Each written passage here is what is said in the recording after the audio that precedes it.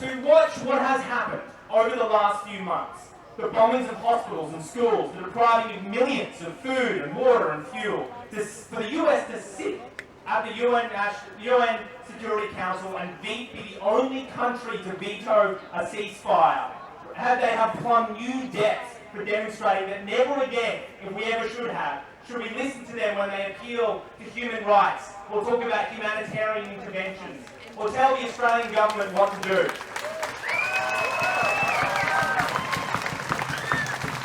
And now in the face of Israel's ongoing genocide against the Palestinian people, they think they have found a willing lackey and ally, and certainly they have in the Australian government. Certainly they have. And we should never forget that. Regardless of what happens over the next few months and years, we should never forget that. We should never forget that now that over 17,000 Palestinians have been murdered by the Israeli military, men, women, children, innocents in their thousands and soon tens of thousands, that the Labor Party still can't call for a ceasefire. They are meant to represent us, and yet they are representing Joe Biden and the US empire. We should never forget, and the Labor Party know this, the Federal Labor Party know this, we should never forget that when they heard about the fact that Israel bombed Al-Nasra Hospital twice, and then told the maternity ward that for all the babies on incubators in that hospital, they were going to send ambulances to pick them up. And so the doctors and nurses left. And then the Red Cross and other medical establishments came back and found those babies rotting and dying in that hospital. And the Labor Party knows this, and they still send weapons and arms to the Israeli military. We should never forget this.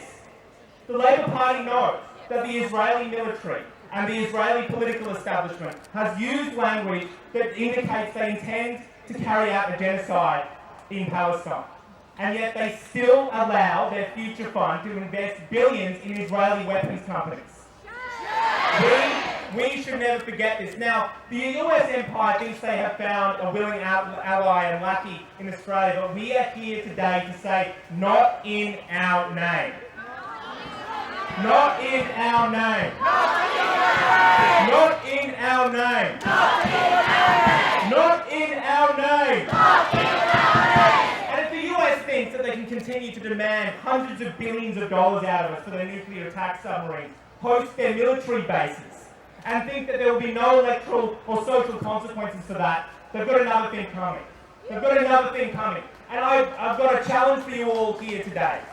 Because the Labor Party and the Liberal Party, but in particular the Labor Party, like to play a trick on the Australian public. Because come election time, all of a sudden, their local MPs who are under challenge from people who are opposing genocide will say, oh no, I was secretly advocating in the Labor Party to stop it. As if that counts for anything.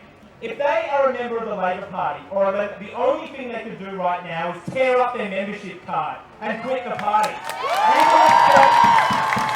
We will accept nothing less. And now it's on to you.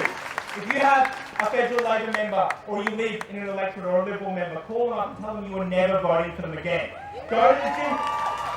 If you are free on Wednesday afternoon, go to the action out in Rankin. That is historic, by the way. That level of mobilisation against a federal Labor MP in that part of the world is historic and unique, and everyone who organised that should be immensely proud of themselves. By the way, give them a massive round of applause.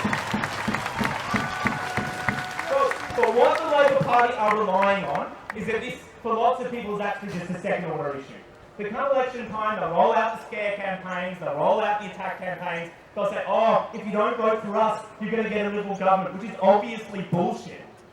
Don't let your friends or your neighbours or your comrades be tricked and lied to. Remember this. Remember days like this. Remember when they saw a genocide happen and did nothing.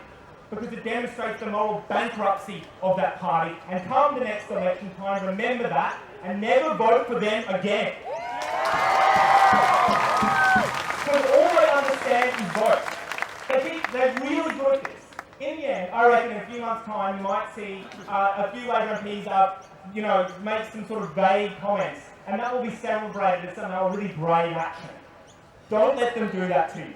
Don't let them do that to you again, because the only way that they are going to learn that it's time for them to represent us and not the US empire is if they lose hundreds of thousands of votes and seats across this country. And let me tell you, Jim Chalmers should not consider himself a safe MP in that seat. I think that seats like that now are under serious challenge from parties like the Greens.